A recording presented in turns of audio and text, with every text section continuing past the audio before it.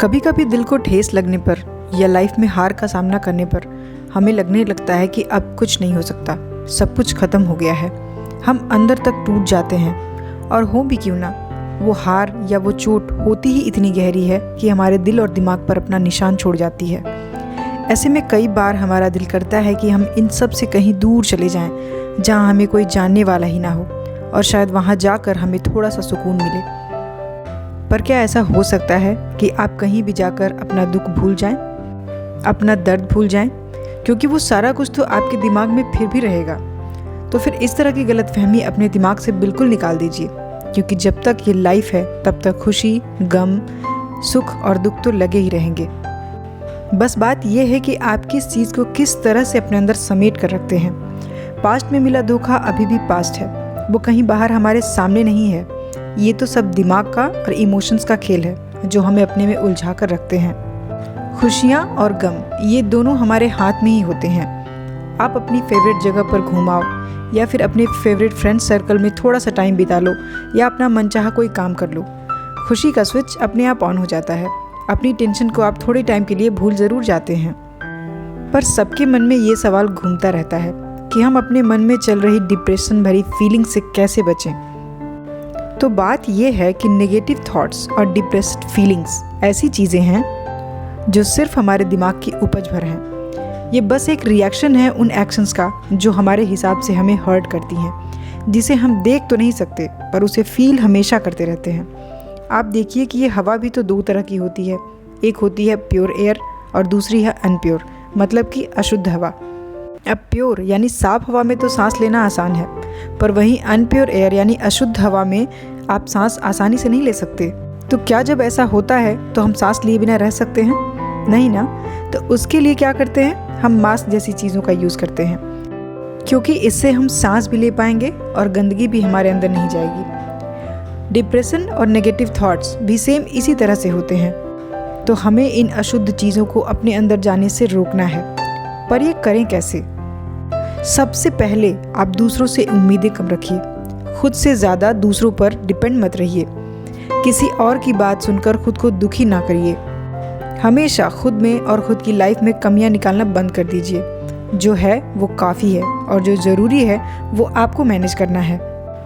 कोई आपसे दूर चला गया तो जाने दो, ब्रेकअप हो गया, कोई काम नहीं हो पाया या किसी एग्ज़ाम में आप फेल हो गए, ये सब बातें आपकी सच्ची खुशियों के आगे कोई मायने नहीं रखती। ये बहुत छोटी हो जाती हैं।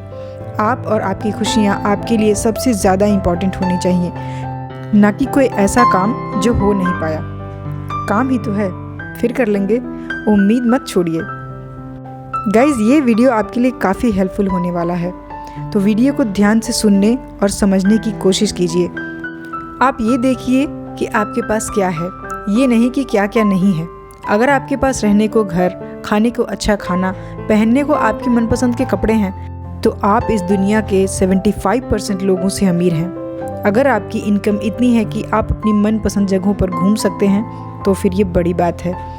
आपकी हेल्थ अच्छी है, आपने ये वीकेंड अपनी फैमिली के साथ एंजॉय किया, तो आप लकी हो उन लोगों से जो पिछले हफ्ते इस दुनिया को अलविदा कह गए किसी न किसी वजह से।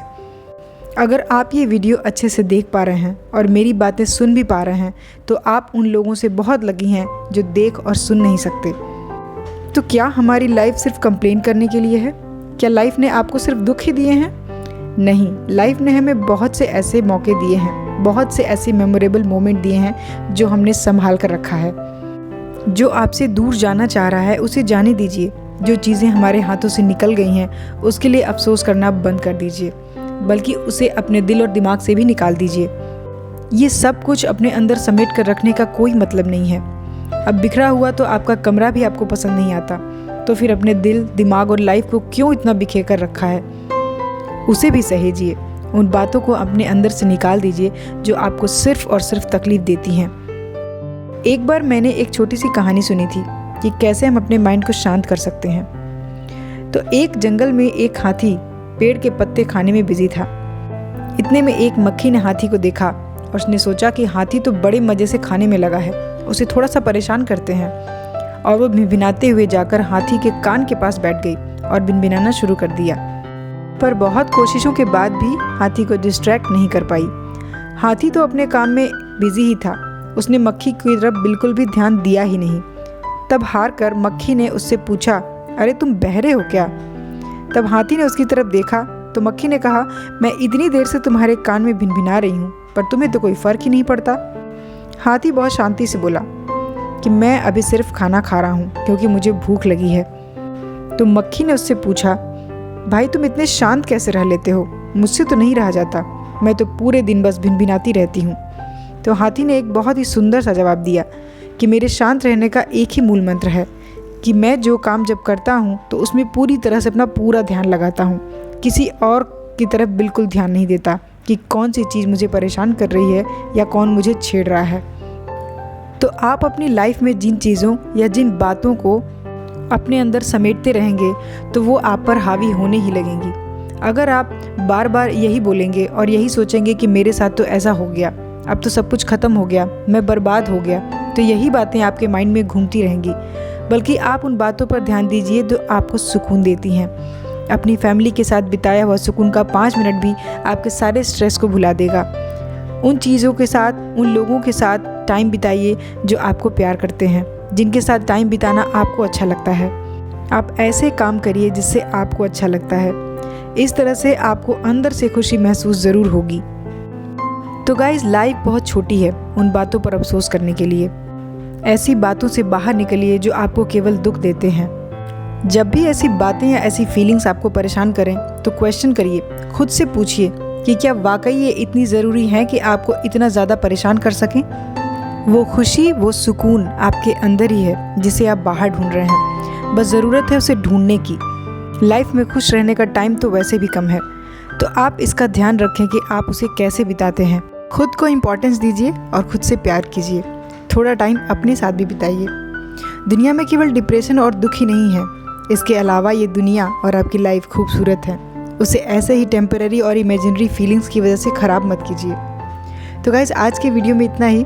वीडियो कैसा लगा मुझे कमेंट बॉक्स में ज़रूर बताइएगा। वीडियो पसंद आया तो लाइक, और आप चैनल पर नए हैं तो चैनल को सब्सक्राइब करना बिल्कुल भी ना भूलें।